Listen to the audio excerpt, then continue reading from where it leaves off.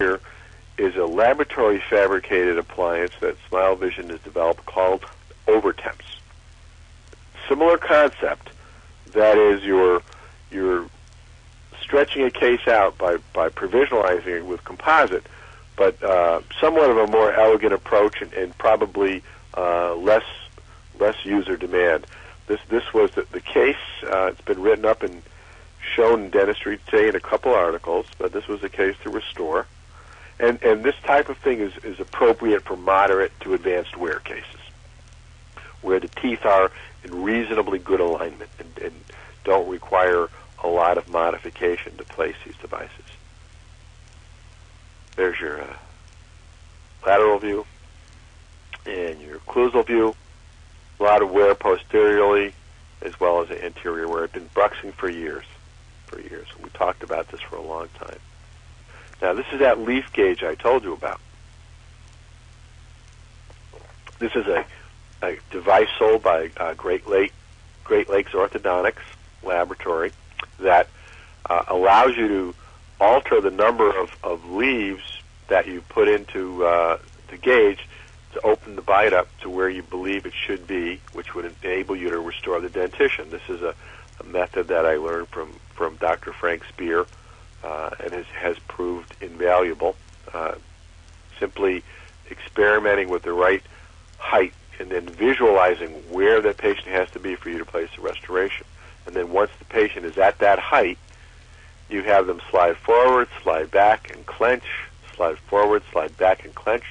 And in essence, you're putting them into what amounts to centric relation and then capturing it with a polyvinyl siloxane bite registration material. In this case, this was Parkel's Blue Mousse. I've also used Colty Welton's Jet Bite or Jet Blue Bite, but you capture it. And at the same time, if you recall this reference guide that I had showed you, the Coyce Dentofacial Analyzer that works with the Panadent Articulator, this is a good way to make sure your midline is on the money. So what's being sent to the laboratory along with impressions is this new bite registration and this midline reference so that they can wax up the case to the new vertical. Here you see that wax up has been done. Occlusal surface is built up. And if you take a look at the incisal lengths of these teeth, I mean, at first glance you look at the worn dentition and you think to yourself, well, maybe they're not worn down as much as you think. But look what happens when you build them up to full height. You see how much destruction had actually taken place. It was a little bit on the subtle side. Now, the OverTemps themselves are segmental. In this instance, we have 6, 4, and 4. You have the 3 pieces that you see right here. And what they do is, as you'll see, they actually are bonded directly to tooth structure. So nothing new in terms of the luting ability. It's very much like luting veneers. So here the teeth have been etched 10 to 15 seconds. And FYI, no labial preparation had been done on these teeth. None.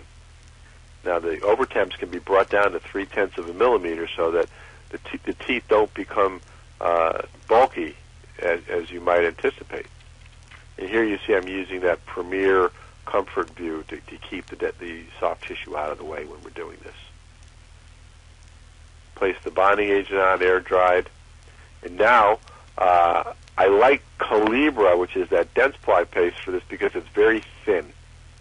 It flows nicely, and I can seat these very easily. So that I find that's a nice bonding agent. That's Cox Calibra, not a bonding agent, rather a luting agent.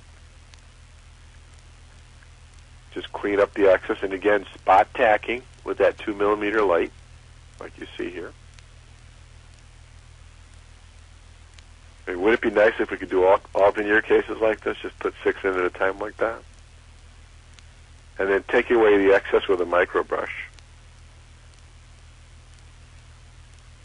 And you can get a sense for what an attractive material this is. This is the prosthetic division of Koch makes a material called Radica. It's a very dense composite material that's designed to do long-term provisionals. Here again, lower arch been filled up with Calibra and seated all at one time. And again, this is just merely a reproduction of that resin replica mock-up. This is not difficult. This entire case was done in a morning. Cleaning up the excess. Again, the more you clean up now, the less you clean up later. And it's much easier when it's soft than when it's been cured. Spot tacking it down again. And if you have a little void, you can take some flowable composite, like you see here, and just bead the area that has the void in it, and cure it. Seal it off very nicely. Now, for alloy, and when you bond directly to alloy, I find it's important to micro etch the alloy so that you get a decent bond to it. This device is called Etch Master. It's put out by a company by the name of Groman, Groman. It's a disposable etching device, or you can use a Danville one if you have. It doesn't matter. But I like this in certain instances because it's not quite as messy as some of the others. It puts out a very fine spray. Again, it's called the Etch Master. But you see, we've etched the alloy so that the resin will bond to it while it's bonding to the enamel at the same time. We've covered it with bonding agent, and now we're taking the occlusal portion and seating it, like you see here, and taking away the excess with that same butler tip. Now, if you find that a radial surface where there might be some abfractions is unsightly and you want to make it look better, it's not against the rules to go back in, do a little bit of etching and bonding, and then fill in a surface like this or like that with some composite resin after you've placed everything.